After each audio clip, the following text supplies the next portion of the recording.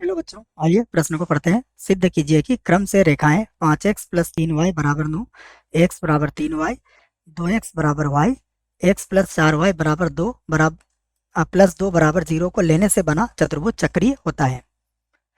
तो चक्रीय चतुर्भुज यहाँ पर हमें बताना है। प्रश्न को हल करेंगे, परंतु उसके पहले मुख्य अवधारणा लिखेंगे। मुख्य अवधारणा मुख्य अवधारणा में हम सबसे पहले चक्रीय चतुर्भुज के बारे में समझेंगे।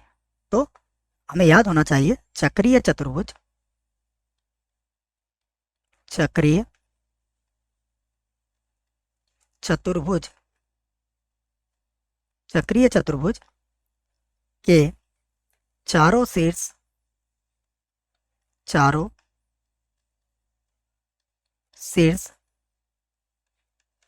वृत्त पर होते हैं। ये बात आपको याद रखना है। दूसरा, हमें पता है वृत्त का समीकरण क्या होता है। वृत्त का समीकरण होता है x का वर्ग प्लस y का वर्ग plus 2gx plus 2fy plus c बराबर 0। तो यह वृत्त का व्यापक रूप में समीकरण भी हमें याद रखना है। अब हम इस प्रश्न को यहाँ से हल करेंगे और क्या करने वाले हैं, देखिए। सबसे पहले हमें जो भुजाएं दी गई है उन भुजाओं से मैं एक चतुर्भुज बनाता हूं। तो मान लीजिए ये हमारे पास कोई चतुर्भुज है। इसे मैं ए, बी, सी और डी से व्यक्त कर देता हूं। पहली भुजा ले लेते हैं हम 5x plus 3y plus 3y बराबर 9। ये पहली भुजा है। दूसरी भुजा है x plus 3y, x plus 3 sorry बच्चों, x प्लस नहीं, x बराबर है ना, ये x बराबर 3y है। तो x बराबर 3y हो गया। दूसरी भुजा है, तीसरी भुजा, ये है 2x, यहाँ पर भी प्लस नहीं है, क्या है, बराबर है। तो ये 2x बराबर y है, 2x बराबर y। उसके बाद है x, अगली जो भुजा है वो है x प्लस 4y प्लस का 2 बराबर कितना है, 0। अब हमें क्या करना है, सबसे पहले इसके चारों शीर्ष ज्ञात करेंगे और चारों शीर्ष ज्ञात करने के बाद कोई 3 शीर्षों से जाने वाले वृत्त का समीकरण निकालेंगे। यदि वह चौथे शीर्ष को भी संतुष्ट करेगा तो यह चतुर्भुज क्या हो जाएगा, चक्रीय चतुर्भुज हो जाएगा। तो ये बात समझ में आ गई होगी आपके। अब इसी को हम लिखने वाले हैं यहाँ पर। तो लिख लेते हैं पहली समीकरण है 5x प्लस का 3y बराबर 9। यह है पहली समीकरण। दूसरी समीकरण है x बराबर 3y, ठीक है, ये हो गई दूसरी समीकरण, x बराबर 3y। उसके बाद अगली है 2x बराबर y, 2x बराबर y, इसे बनाएंगे तीसरी समीकरण। उसके बाद है x प्लस 4y प्लस का 2 बराबर 0, इसे हम समीकरण 4 बना लेंगे। सबसे पहले हम बिंदु बी ज्ञात करेंगे बच्चों। तो बिंदु बी के लिए हमें क्या करना पड़ेगा, समीकरण 1 और 2 को हल करना पड़ेगा। तो समीकरण 1 और 2 को हम हल करते हैं। समीकरण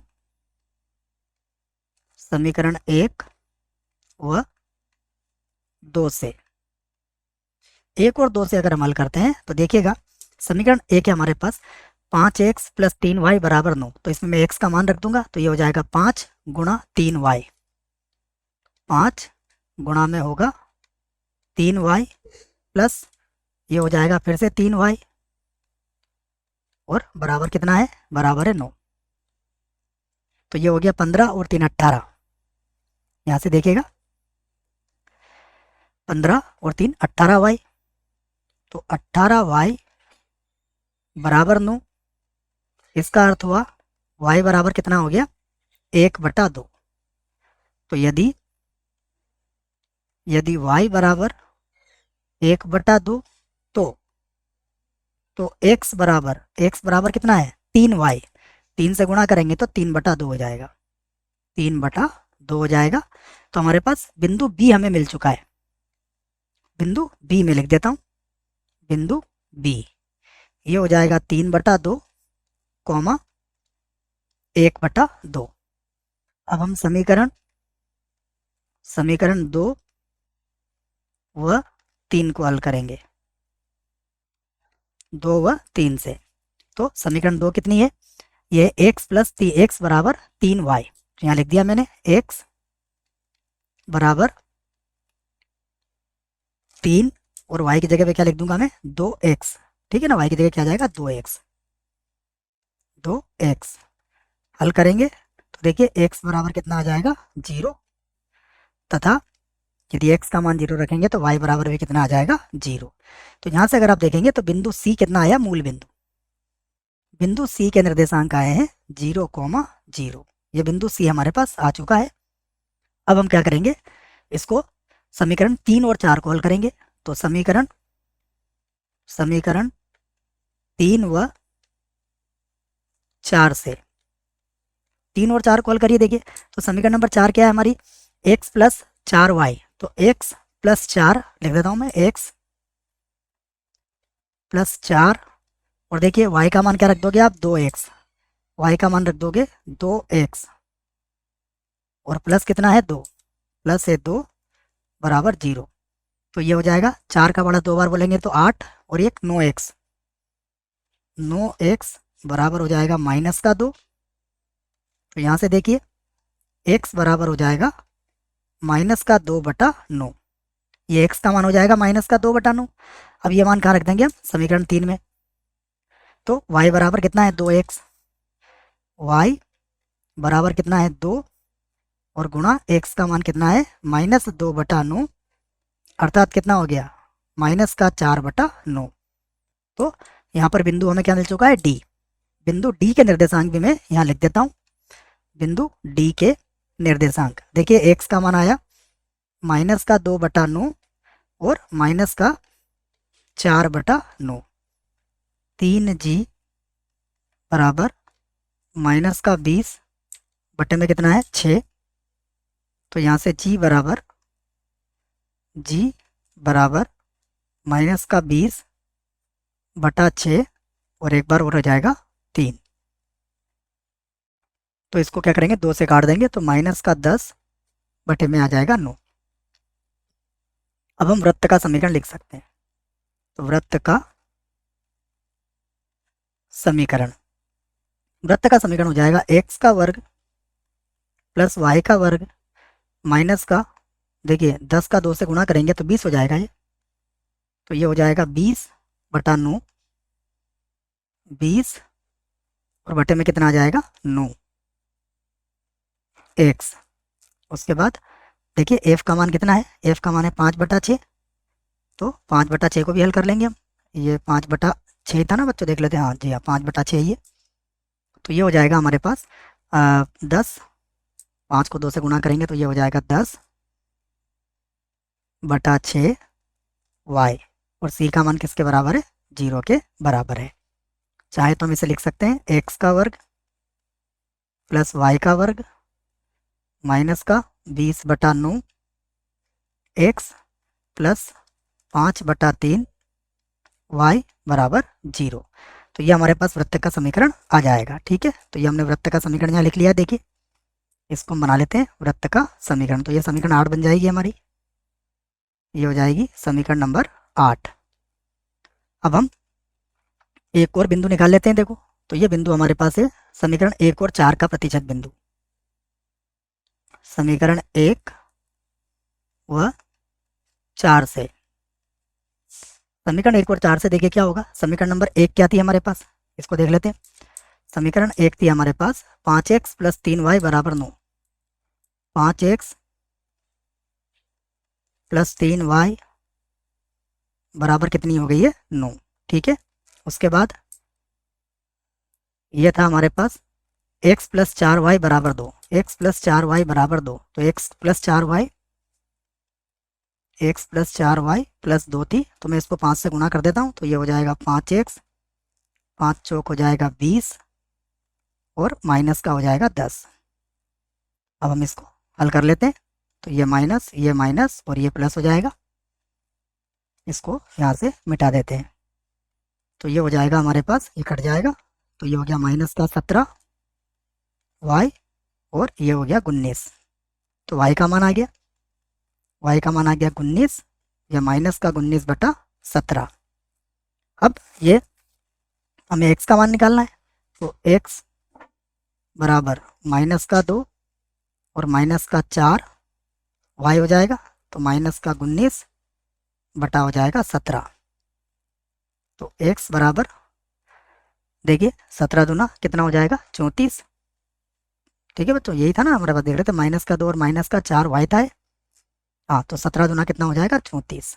तो ये हो गया 34 प्लस हो जाएगा 19 चौक 76 होता है, ये हो जाएगा 76 और बटे में कितना हो जाएगा 17। तो 6 में से 4 गया कितना बचा 2, 7 में से 3 गया कितना बचा 4, बटे में कितना आ गया 17। तो हमारे पास बिंदु ए जो है ये आ चुका है 42/17 कॉमा माइनस का 19 और बटा कितना है 17। अब इसे हम समीकरण नंबर 8 से संतुष्ट करवा देंगे। ठीक है, समीकरण 8 से संतुष्ट कराने पर लिख देते हैं समीकरण 8 से, समीकरण 8 से देखिए, तो x का वर्ग होगा, x का वर्ग अर्थात 42 का वर्ग बटा 17 का वर्ग, तो 42 का वर्ग या 42/17 का वर्ग हो जाएगा। उसके बाद प्लस 19 का वर्ग या माइनस 19 का वर्ग है तो माइनस 19 से लिख देता हूँ, -19/17 का वर्ग। उसके बाद कितना होगा, ये होगा माइनस का 20/9, माइनस का 20/9 और गुणा एक्स का मान कितना है 42/17। उसके बाद कितना है 5/3 वाई, तो प्लस का 5/3 और वाई का मान किसके बराबर है, वाई का मान है माइनस का 19/17 के, माइनस का 19 और बटे में कितना है 17, बराबर कितना लेके आना है हमें 0। ठीक है, अब इसको हम हल कर लेते हैं। देखिए 42 का वर्ग करेंगे, देखो तो ये हो जाएगा 42 का वर्ग 1764 बटा 17 का वर्ग हो जाएगा 289 प्लस -19 का वर्ग तो प्लस ही होगा, तो ये हो जाएगा 361 और बटे में हो जाएगा 290 माइनस, इसको देखिए हम काट देंगे, ये कट जाएगा 14 बार और ये कट जाएगा 3 बार, तो 14 दूना 28 अर्थात माइनस का हो जाएगा ये 280 और बटे में आ जाएगा 51। यहाँ पर माइनस 19×5 = 95 होता है, तो 95 बटा ये हो जाएगा 51, बराबर कितना आना चाहिए हमें 0 हमारा आना चाहिए। अब इन दोनों को भी जोड़ लेते हैं, तो ये हो जाएगा जोड़ने पर 2125 और बटा ये आ जाएगा 289 माइनस इनको जोड़ लेंगे तो ये हो जाएगा 375 और बटे में कितना आ जाएगा 51, बराबर कितना आना चाहिए 0। ठीक है ना, 51 को एक बार और लिख लेते हैं, ये हमारे पास आ गया 51। अब इसको 17 के पाड़े से काट देते हैं, तो 17 के पाड़े से ये कट जाएगा 125 और ये कट जाएगा 17 बार। इसको 3 के पाड़े से काट देते हैं, तो ये कट जाएगा 125 और बटे में यहाँ पे कितना आ जाएगा 17, तो ये कितना आ गया 0 बराबर 0, ये आ चुका है। अर्थात हम कह सकते हैं कि अतः देखिए प्रश्न ने हमसे क्या पूछा था, एक बार देख लेते हैं। प्रश्न ने हमसे पूछा था से बना चतुर्भुज चक्रीय चतुर्भुज है, तो अतः ए बी सी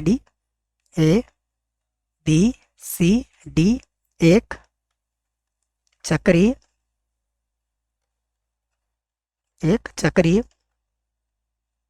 चतुर्भुज